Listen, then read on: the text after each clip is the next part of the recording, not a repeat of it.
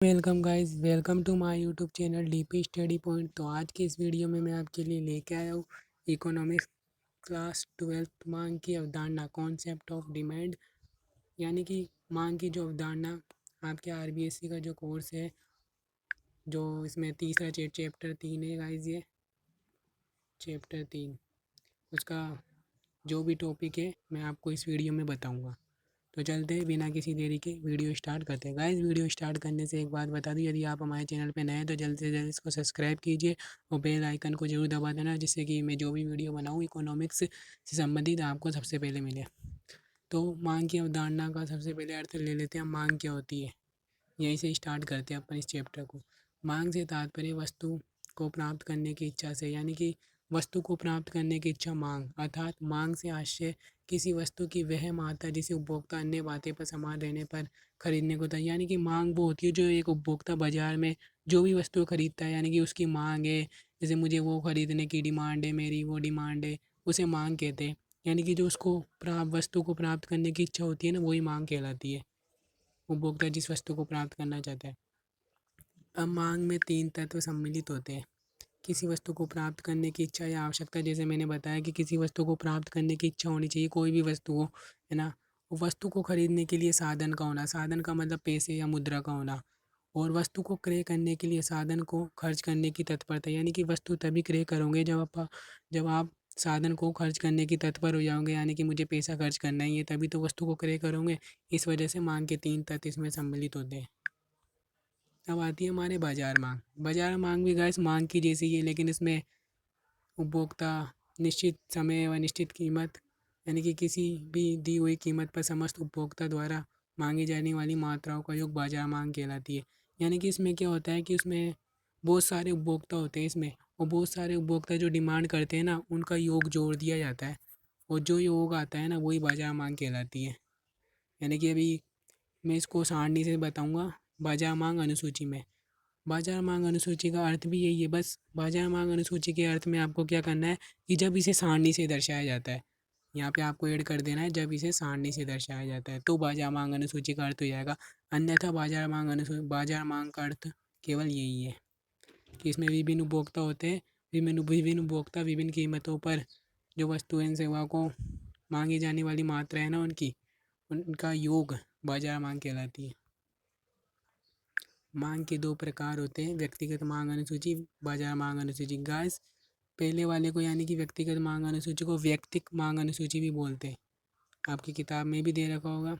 अब व्यक्तिगत मांग अनुसूची क्या होती है गाइस? व्यक्तिगत मांग अनुसूची से तात्पर्य जब विभिन्न कीमतों पर वस्तु की मांगी जाने वाली मात्राओं को जब सारणी से दर्शाया जाता है, व्यक्तिगत मांग अनुसूची कहलाती है। यानी कि जिस अनुसूची शब्द आ जाए ना आपके सामने, तो लास्ट लाइन आपको ये ऐड करनी है कि सारणी से दर्शाया जाता है ना। अब व्यक्तिगत मांग अनुसूची क्या होती है? मांग यानी डिमांड, उपभोक्ता डिमांड करता है, यानी कि वस्तु को प्राप्त करने की इच्छा। अब व्यक्तिगत लग गया इसमें, यानी कि एक एक उपभोक्ता होता है इसमें। व्यक्तिगत मांग अनुसूची से ज़्यादा जब विभिन्न कीमतों पर वस्तु की मांगी जाने वाली मात्रा को सारणी से दर्शाया जाता है इसमें, इसलिए व्यक्तिगत यानी एकल, एक व्यक्तिक। अब आती है इसकी सारणी। सारणी मैंने कुछ भी ले ली, कीमत ले ली 1 2 3 4 5। गाइस, ये जो मैं सारणी बता रहा हूँ ना, ये बहुत ईजी सारणी है, एक बार आप ध्यान से ज़रूर देखिए। मैंने कुछ भी नहीं किया इसमें, कीमत ले ली 1 2 3 4 5, और इसी को ही उल्टा कर दिया मैंने। जैसे 5 यहाँ पे आ गया, 4 यहाँ पे आ गया, 3 यहाँ पे आ गया, 2 यहाँ पे आ गया, 1 यहाँ पे आ गया, इसी को ही उल्टा कर दिया। और गाइस, इसमें मांग का नियम भी लागू हो गया। जैसे वस्तु की कीमत 1 थी तो मांगी गई हमारी मात्रा 5 थी, वस्तु की कीमत 2 थी तो मांगी गई मात्रा 4 थी। यानी कि वस्तु की कीमत कम होने पर मांगी गई मात्रा अधिक होती है, इसमें मांग का नियम भी लागू हो गया। वस्तु की कीमत अधिक होने पर मांगी गई मात्रा घट गई, यानी कि 1। इसको मांग के नियम के हिसाब से बताते हैं अपन। अब मांग का नियम यदि आपको अभी नहीं आता है तो अभी आगे चल के मांग का नियम भी समझाऊंगा मैं आपको इसमें ही। ये रहा, इसके हिसाब से मैंने चित्र बना दिया, तो आप देख सकते हो। जब कीमत 1 थी यहाँ पे तो मांगी गई मात्रा 5 थी। जब कीमत 2 हो गई तो इसकी मात्रा 4 हो गई। जब कीमत 3 हो गई तो 3 पे ये। जब कीमत 4 हो गई तो 4 पे 2 ये। जब कीमत 5 हो गई 5 पे 1 ये। ऐसे आ जाएगा। और यहाँ पे मांगी गई मात्रा को दर्शाते अपन, और यहाँ पे कीमत को दर्शाते। और ये कीमत गाइस देखिए कितनी ईजी सारणी है, 1 2 3 4 5 लेना है और उसका उल्टा कर देना है, व्यक्ति की मांग अनुसूची बन जाएगी। अब आती है अपने बाजार मांग अनुसूची। बाजार मांग अनुसूची का अर्थ वही है जो मैंने बाजार मांग में बताया था। बस आपको ऐड क्या करना है, जब इसे सारणी से दर्शाया जाता है ये ऐड कर देना है, तो बाजार मांग अनुसूची कहलाती है। आप देख लो, जैसे जब विभिन्न कीमतों पर विभिन्न उपभोक्ताओं द्वारा मांगी जाने वाली मात्रा को सारणी से दर्शाया जाता है, वही है। बस आपको ये ऐड करना है कि सारणी से दर्शाया जाता है, तो बाजार मांग अनुसूची कहलाती है वो। अब इसकी सारणी देख लेते हैं। कीमत ले ली मैंने 10, 8, 6, 4, 2। इसमें दो उपभोक्ता लिए गाइस मैंने, एक तो ए और एक बी, और इन इन दोनों को जोड़ दिया, बराबर में जो आया वो योग हो गया इनका। अब चलते हैं हम पहले मात्रा। पहले ए की मात्रा मैंने 2 ली, फिर 4 ली, 6 ली, 8 ली, 10 ली। फिर बी उपभोक्ता आया, उसने 3 ली, 5 ली, 7 ली, 9 ली, 11 ली। फिर इन दोनों को जोड़ दिया, बराबर में ये आ गया 3 और 2 5, 4 और 5 9, 6 और 7 13, 8 और 9 17, 10 और 11 21। ऐसे ये सारणी बन गई गाइस। अब ये सारणी कैसे बनाते हैं, यानी कि ये कीमत जो दे रखी है ना 10 दे रखी है ना, तो आपको मात्रा 11 नहीं लेनी, मतलब कम लेनी है। कम कीमत पर अधिक मात्रा लेनी है और अधिक कीमत पर कम मात्रा लेनी है, मांग के नियम के हिसाब से लेनी है। क्योंकि डिमांड वक्र अपना कैसे जाता है, बिल्कुल यूँ जाता है डिमांड वक्र, इसलिए अपन को घटता हुआ ये लेना है। 2 5 यानी कि 10 है ना, तो आपको कम से कम मात्रा लेंगे, या फिर आप इसका उल्टा कर दो और इधर जो चाहे वो ले लो। बस डिमांड वक्र आपको पता होना चाहिए, ये तो रट लेना कि डिमांड वक्र हमेशा यूँ जाता है, क्योंकि वस्तु की मांगी गई मात्रा ये मांग के नियम के हिसाब से बनता है। अब आती है यहाँ पे ओ एक्स मांगी गई मात्रा, ओ वाई पर कीमत। अब यहाँ पे देखिए कि जब कीमत 10 थी ना, तो मांगी गई मात्राओं का योग 5 था, तो 10 पे मैंने 5 ले लिया, ये 5 बीच में आ गया, ये 5 3 के बीच में 5 ही आता है गाइस। फिर कीमत 8 थी, तो मैंने 9 ले लिया, यानी कीमत 8 हो गई यहाँ पे, तो मैंने यहाँ पे 9 ले ली। और जब कीमत 6 हो गई गाइस, यहाँ पे 6 हो गई, तो मैंने 13 ले ली इसकी मात्रा, यानी कि बीच में 13। ऐसे करते करते गाइस जब कीमत 4 हो गई, तो मैंने उसकी मात्रा 17 ले ली, यहाँ पे 17 और ये 4 पे ये। और जब कीमत 2 हो गई, तो मैंने उसकी मात्रा 21 ले ली। जैसे ही गाइस एक कम कीमत पर है ना अधिक मात्रा लेनी है, जैसे कीमत यहाँ पे 2 थी, यहाँ पे कीमत 2 दिख रही होगी, तो यहाँ पे मात्रा 21 ली। और जब यहाँ पे कीमत अधिक थी 10, तो यहाँ पे 5 लेंगे। आपको भी इस ताड़ने का एक और तरीका बताता हूँ, आप अपने ऊपर लेके देखिए कि जब किसी वस्तु की कीमत बढ़ेगी, तो आप उसको ज़्यादा थोड़ी खरीदोगे, क्योंकि कीमत अधिक है, कम ही खरीदोगे। ऐसा ही इसमें हो रहा है, जब वस्तु की कीमत 10 बढ़ गई, तो इसने 5 ही लिए। अब जब वस्तु की कीमत 2 हो गई, यानी सस्ती हो गई, कीमत उसकी गिर गई, तो आप ज़्यादा मात्रा लोगे, तो ऐसे 21 इसके हिसाब से आपको बनाना है। समझ गए होंगे आप। अब आते हैं मांग फलन पे। मांग फलन से तात्पर्य जब उपभोक्ता के द्वारा विभिन्न कीमतों पर मांगी गई मात्रा को दर्शाया जाता है, यानी कि विभिन्न कीमतें, जो भी कीमतें दे रखी होती है, उन मांगी गई मात्रा को दर्शाते हैं ना अपन, तो इसे मांग फलन कहते हैं। इसकी तो सिंपल डेफिनेशन है, मांगी गई मात्रा यानी कि उपभोक्ता जो भी मतलब मांग करता है, जो भी वस्तु की मांग करता है, जो भी क्रय करता है, वो मांगी गई मात्रा है उसकी। अब इसका गणितीय रूप देख लेते हैं अपन यहाँ पे। ये डी बराबर यानी डिमांड, डिमांड यानी मांग। एफ बराबर क्या होती है, क्वांटिटी यानी कि मात्रा। क्वांटिटी आप इंग्लिश में आवर्ती, हिंदी में आवर्ती बोलते हैं, इंग्लिश में फ्रीक्वेंसी। अब P1 P2 P3 विभिन्न कीमत है, ये P1 P1 P2 P3 ये PN, यानी कि जहाँ तक जा सकती है वहाँ तक विभिन्न कीमतें। डी बराबर डिमांड, ए बराबर फ्रीक्वेंसी यानी आवर्ती। गाइस ए बराबर क्वांटिटी नहीं आवर्ती, हिंदी में आवर्ती बोलते हैं। क्वांटिटी तो अपन क्यू को बोलते हैं, क्यू बराबर मांग के निर्धारित तत्व। अब मांग के निर्धारित तत्व में क्या आता है, वस्तु की कीमत, उपभोक्ता की आय, संबंधित वस्तु की कीमत, भविष्य के बारे में उपभोक्ता की प्रत्याशा है। अब इसको मैं समझाऊंगा। वस्तु की कीमत यानी जो भी वस्तु उपभोक्ता खरीदता है उसकी स्वयं की कीमत कितनी है, वो वस्तु की कीमत। ये मांग के निर्धारक तत्व होते हैं, यानी कि मांग को निर्धारित करने वाले तत्व। उपभोक्ता की आय यानी उपभोक्ता की जितनी आय होगी, उपभोक्ता अपनी आय के अनुसार ही वस्तुओं को क्रय करेगा। कम होगी उसकी आय तो वो कम वस्तु को क्रय करेगा, उसकी आय अधिक है तो ज़्यादा को क्रय करेगा। संबंधित वस्तुओं की कीमत, संबंधित वस्तुओं की कीमत यानी कि इसमें दो वस्तु होती है, पूरक वस्तु है और स्थानापन्न वस्तु है। उनकी क्या कीमत है वो अभी मैं आपको समझाऊंगा। पूरक वस्तु और की स्थानापन्न वस्तु है। भविष्य के बारे में कीमत प्रत्याशा है, ये भी अभी मैं आपको समझाऊंगा नीचे भविष्य के बारे में। कीमत प्रत्याशा क्या होती है, ये नीचे एक एक पॉइंट की डिटेल आएगी। अब पहले संबंधित वस्तु की कीमत तो आप जान गए होंगे कि जो भी वस्तु की कीमत दे रखी है उसके यानी कि वस्तु की कीमत अधिक है तो मांगी गई मात्रा कम होगी। इसमें उपभोक्ता की आय भी आप समझ गए होंगे कि उपभोक्ता की आय यदि अधिक है तो वस्तु की मांगी गई मात्रा भी अधिक होगी। अब संबंधित वस्तु की कीमत, ये तीसरा पॉइंट इसमें आता है, यानी कि पूरक वस्तुएं और स्थानापन्न वस्तुएं। पूरक वस्तुएं क्या होती है गाइस, जिनका उपभोग साथ साथ किया जाता है, यानी कि किन वस्तुओं का उपभोग साथ साथ किया जाता है वे पूरक वस्तुएं कहलाती है। जैसे पेन व स्याही, अपन जब पेन से लिखते हैं तो स्याही का भी उपयोग करते हैं। कार और पेट्रोल, कार चलाते हो तो पेट्रोल का भी उपयोग करते हैं अपन।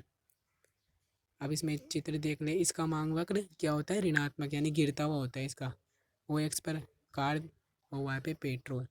अब गाइस देख लीजिए, जब वस्तु की कीमत में वृद्धि हो जाती है यानी कि पेट्रोल की कीमत में वृद्धि हो गई तो लोग है ना कार की मात्रा कम क्रय करेंगे, यानी कार की डिमांड कम होगी। और जब पेट्रोल की घट गई, पेट्रोल सस्ता हो गया तो लोग सोचेंगे पेट्रोल सस्ता हो रहा है तो कार की डिमांड बढ़ जाएगी यहाँ पे। ये पूरक वस्तु है और इसका डिमांड वक्र मैंने बताया था गिरता हुआ हो रहा है और ये गिरता हुआ ही बन गया यहाँ पे। डी यहाँ पे, डी यहाँ पे। और एक्स पे मैंने कार दिखाई और वहाँ पे पेट्रोल की कीमत दिखाई। तो ऐसे ये चित्र बन जाएगा आपके। अब गाइस इसमें देख लिए मांग का नियम भी लागू हो रहा है कि कीमत बढ़ने पर मांगी गई मात्रा घटती है, यानी कीमत P2 हो गई तो मांगी गई मात्रा उसकी घट गई। यहाँ पे कीमत घट गई तो मांगी गई मात्रा यहाँ पे बढ़ गई, यानी कि मांग का नियम भी लागू हो रहा है। आप मांग के नियम के हिसाब से भी समझ सकते हो। ट्रिक ये कि इसमें मांग का नियम लागू करना है और जो मैंने समझाने की चीज़ थी वो पहले से बताई थी इसमें।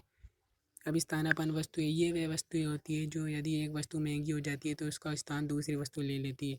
सही बात है गाइस। यदि कि आप सोचेंगे कि एक वस्तु महंगी हो गई तो दूसरी वस्तु उसका रूप ले लेती है। अब इसका उदाहरण मैं देता हूँ कि जैसे चाय महंगी हो गई, चाय तो लोग है ना चाय की जगह कॉफ़ी का ज़्यादा उपयोग करेंगे। या मान लो कि कॉफ़ी महंगी हो गई तो लोग कॉफ़ी की जगह चाय का उपयोग करेंगे। ऐसा है। यानी कि शक्कर में ले लो, शक्कर यदि महंगी हो रही है बाज़ार में तो लोग गुड़ से काम चला लेंगे, गुड़ का उपयोग करेंगे। या गुड़ महंगा हो गया तो शक्कर से काम चला लेंगे। जो भी एनीवेज जो भी ले लो। अब आता है यहाँ पे ओ एक्स पर चाय की मात्रा या गुड़, ओ वाई पर कॉफ़ी या शक्कर, जो भी लेना है आप एक ले लेना। वैसे मैंने दो चीज़ें लिख दी यहाँ पे, शक्कर और गुड़, चाय की मात्रा भी लिख दी, कॉफ़ी भी आपको एक ही लिखनी है एग्ज़ाम में आता है तो। इसका मांग वक्र धनात्मक होता है, धनात्मक क्योंकि यूँ ऊपर उठता हुआ जाता है, वो पूरक वस्तुओं का यूँ गिरता हुआ आता था। अब चलते हैं, वही एक्स पर चाय की मात्रा गुड़ इधर दर्शा दी मैंने। अब कीमत, यानी कि इसकी कीमत में वृद्धि हो गई तो क्वांटिटी इसकी यहाँ पे आ जाएगी और इसकी कीमत में कमी हो गई तो इसकी क्वांटिटी यहाँ पे आ जाएगी। क्योंकि अपन में इसको ऐसे नहीं करना कि कीमत में वृद्धि हो रही है तो इसकी मांगी गई मात्रा घटानी है। इसमें अपन को धनात्मक संबंध रखना है। इस लाइन का मतलब जानते हो ना आप, उठता हुआ, तो उठता हुआ संबंध ऐसा ही होगा इसमें। समझ रहे होंगे आप। अब इसका दूसरा टॉपिक आता है मांग और आय का संबंध। मांग और आय का संबंध मैंने आपको पहले भी ये बताया था कि उपभोक्ता की आय बढ़ने पर वस्तु की मांग मात्रा बढ़ेगी, क्योंकि उसकी आय सीधा सा या प्रत्यक्ष संबंध होता है। अब तो आय घटेगी तो वस्तु की मांग मात्रा भी घटेगी। अब आप देख सकते हो चित्र में कि जब उसकी आय इनकम यानी कि I1 या I2 से I1 यानी घट गई तो ये भी घट गई क्वांट यानी कि उसकी मात्रा। अब जब वो I1 से I2 यानी कि यहाँ पे आ गई I2 पे तो ये भी बढ़ गई, Q से Q1 हो गई, ये भी क्वांटिटी भी बढ़ गई। मतलब सीधा प्रत्यक्ष संबंध होता है, ये बढ़ेगी तो ये भी बढ़ेगी, आय बढ़ेगी तो डिमांड भी बढ़ेगी। बस आपको इसमें एक चीज़ गाइस ये नोट करनी है कि आपको चित्र तो समझ में आ गया। इसको यहाँ से थोड़ा सा डिमांड वक्र ये तो जानते ही होंगे आप, डी लिखना है यहाँ पे। यहाँ को यहाँ से थोड़ा सा यूँ करना है आपको, यूँ कर्व करना है, क्योंकि ये ऊपर जाके थोड़ा सा कर्व होता है ये, क्योंकि इसमें प्रत्यक्ष संबंध होता है ना आय बढ़ने पर वस्तु की डी। तो यहाँ पे आपको यूँ ऊपर ऐसे करना है जैसे आपको दिख रहा होगा स्क्रीन पे, ऊपर थोड़ा सा कर्व करना है। अब मांग का उपभोक्ता की पसंद से संबंध। गाइस पसंद, ये तो सही बात है कि उपभोक्ता अपनी रुचि, अपनी पसंद, अपने फैशन के अनुसार वस्तुओं का क्रय करता है तो उसकी डिमांड भी है ना उसकी उपभोक्ता की पसंद रुचि पर निर्भर करती है। आप देख सकते हैं किसी वस्तु की मांग उपभोक्ता की रुचि या फैशन जो भी उस पर निर्भर करती है। और यदि नए विचार, नए आविष्कार, यानी नए-नए फ़ैशन आ रहे हैं मार्केट में, नए-नए आप देख रहे होंगे, नए-नए आ रहे हैं, नई-नई चीज़ें आ रही हैं, तो उपभोक्ता उनकी ओर अधिक आकर्षित होता है। इस वजह से वे पुरानी वस्तु को कम क्रय करता है, फिर नई वस्तुओं की ओर अधिक आकर्षित होता है, इससे माँग भी प्रभावित होती है। ये माँग पर निर्भर करता है। अब भविष्य के बारे में उपभोक्ता की प्रत्याशाएँ। वो इसका आपको मैं बता रहा था ना कि 4th पॉइंट दे रखा था, अभी आपको इसमें समझाऊँगा मैं। अगर उपभोक्ता को ऐसा लगता है कि भविष्य में किसी वस्तु के स्टॉक, यानी किसी वस्तु के स्टॉक में कमी होगी, तो वे उस वस्तु का वर्तमान माँग को बढ़ा देंगे। और इसके विपरीत यदि भविष्य में किसी वस्तु की कीमत में कमी होगी, तो उपभोक्ता उसका वर्तमान उपभोग घटा देते। यानी कि उपभोक्ता को ऐसे लगता है कि भविष्य में ये वस्तु नष्ट होने वाली है, या इसकी नष्ट होने का मतलब यानी कि कम होने वाली है, नष्ट भी नहीं कहते अपन, सही लैंग्वेज में कम होने वाली है, तो वो सोचता है कि आगे भविष्य में तो ये वस्तु का स्टॉक कम हो जाएगा, इससे बढ़िया मैं अभी क्रय करके रख लेता हूँ, अभी अपने भंडार में रख लेता हूँ, ये सोचता है। अगर उपभोक्ता सोचता है कि यदि आगे चलकर इस वस्तु की मतलब इस वस्तु के स्टॉक में वृद्धि होगी या इस वस्तु की कीमत में कमी होगी, तो वह उसका उपभोग घटा देता है, वर्तमान उपभोग घटा देता है, तो वह सोचता है कि भविष्य में इस वस्तु को क्रय करेंगे। कहने का मतलब ये था इसमें।